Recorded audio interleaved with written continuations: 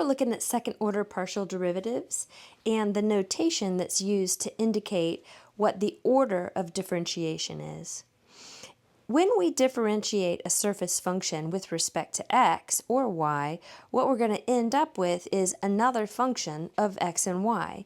And then we can take that function's partial derivative with respect to either x or y. So if we see partial with respect to x and we have two x's down here, what that means is that we'll first differentiate that surface function with respect to x. The resulting function could also be a function of x and y, and we would then calculate the partial derivative of it with respect to x again. Of course, we can also use curly D notation to indicate that we're taking a partial.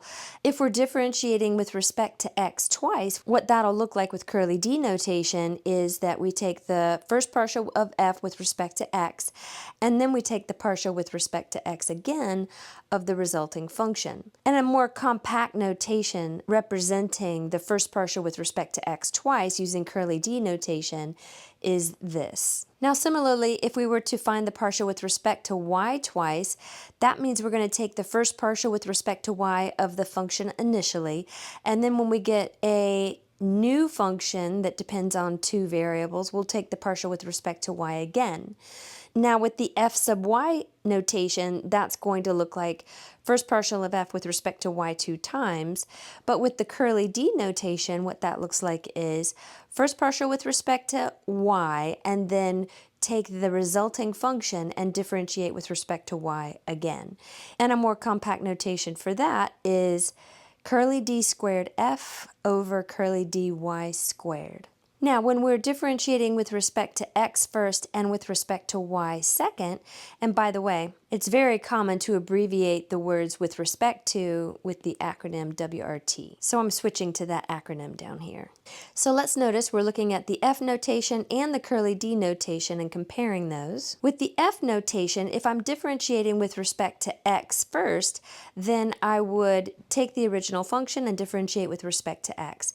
With respect to y second means that I am going to take this resulting function and then differentiate it with respect to y. When we use the compact notation, we see that the x value comes first, the y value comes second, so that means we're differentiating with respect to x first. However, when we use the curly D notation, it actually looks backwards over here. If we differentiate first with respect to x, we see curly D of the function with respect to x on the inside, and then whatever we get as a result from this differentiation, we differentiate it with respect to y second. And in this curly D notation, we see that the y variable is on the left and the x variable is on the right, but again, that's indicating that x is going first, y is going second. So it depends on whether you're using F notation or curly D notation. If we're using the F notation, the variable that we're differentiating with respect to first is on the left. If we're using curly D notation, the variable that we're differentiating with respect to first is on the right. Now similarly, if we were to differentiate first with respect to y, remember WRT means with respect to, then since the y is on the left with the F notation, that means that we're differentiating first with respect to y. But notice the y is on the right with the curly D notation, and this is the indicator that we are differentiating with respect to y first. So let's look at an example. We're being asked to find the second order partial derivative. So the first thing that we need to do is find the partial with respect to x of this original function. And the derivative of the outside function, the derivative of ln, is going to be 1 over the argument, so that's x squared plus 4xy. Multiply that by the derivative of the argument by the chain rule. And remember, since we're differentiating with respect to x, that means that we're going to be holding y constant in this first differentiation, which means that the derivative of x squared is 2x, and the derivative of 4xy, since 4 and y are constants and the derivative of x is 1, this is just going to be 4y over 1. So let's write this as a single fraction.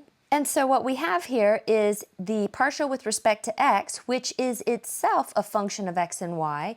So we can then take this function and differentiate it with respect to x again, which is going to yield the second order partial derivative, And now we're going to have to use the quotient rule, which is the bottom times the derivative of the top with respect to x is just 2, minus the top times the derivative of the bottom with respect to x, which is again 2x plus 4y, and then all of that is divided by the denominator squared. Now, let's distribute and simplify this numerator. So we get 2x squared plus 8xy.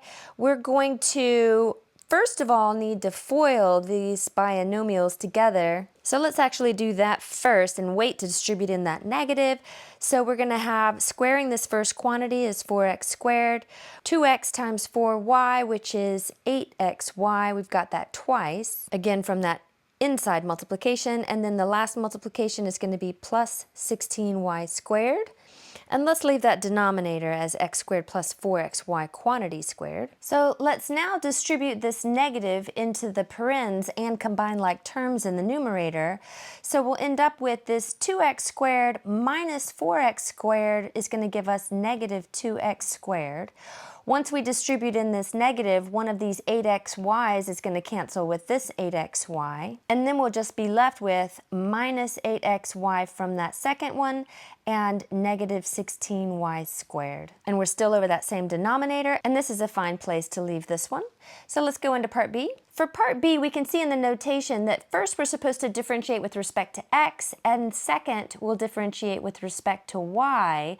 We've already found the first partial with respect to x, so basically we're going to look at this function and differentiate it again, but this time with respect to y to get that second order partial derivative. So in order to calculate fxy, we are again going to have to use the quotient rule, which is bottom times the derivative of the top, and again the derivative of the top is going to be calculated with respect to y this time, so that's going to be just 4 because both the 2 and the x are constants, minus the top times the derivative of the bottom. The derivative of the bottom with respect to y is just going to be 4x, because this is a constant, 4 and x are constants, and the derivative of y to the first power is just 1 times 4x, which is going to be 4x. And then divide that by the denominator squared, which is x squared plus 4xy quantity squared.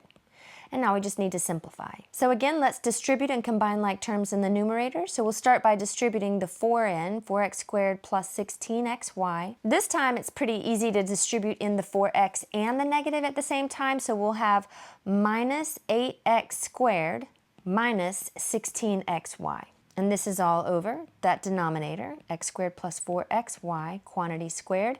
These 16xy's cancel out. We have common x squared terms, so we can put this together to be negative 4x squared over x squared plus 4xy, quantity squared. And this is a good place to leave part B. So for part C, we're asked to find the first partial with respect to y first, and then the first partial with respect to x second. And we don't have the first partial with respect to y yet, so that's where we begin. The derivative of the ln of something is going to be 1 over that something times the derivative of the inside function, and again, this time we are differentiating with respect to y, so all the x's are constant. So the derivative of x squared is 0. With respect to y, the derivative of this term is just going to be 4x. But let's go ahead and multiply that 4x up here into the numerator. And now we'll take this function and differentiate it with respect to x, again needing the quotient rule, so we'll say the bottom times the derivative of the top with respect to x in this step is just going to be 4, minus the top 4x times the derivative of the bottom with respect to x, which is going to be 2x plus 4y, all over the bottom squared, which is x squared plus 4xy, quantity squared. So now we simplify this by distributing and combining like terms. So we're going to end up distribute this 4 into the parens, and we get 4x squared plus 16xy minus, distributing 4x into the other parens, we'll get minus 8x squared minus 16xy over that denominator. And when we simplify this, we notice that again we're getting 16xy's that cancel. Again, we get the common x squared terms that combine to give me negative 4x squared. And you may recognize this from the last example. That's exactly what we got when we calculated the first partial with respect to x first and then with respect to y. Here it is right up here. And this brings us to Clairaut's theorem, which says that if z is a surface function with two independent variables, that is, I'll call it a well-behaved function, nothing weird is going on. It's well defined on a domain disk around an arbitrary domain element, and the second order partial derivatives are both continuous within that region. Then what we'll see here is that we can calculate the partial derivative with respect to x and then with respect to y, or with respect to y and then with respect to x, and those two values are going to be equal to each other.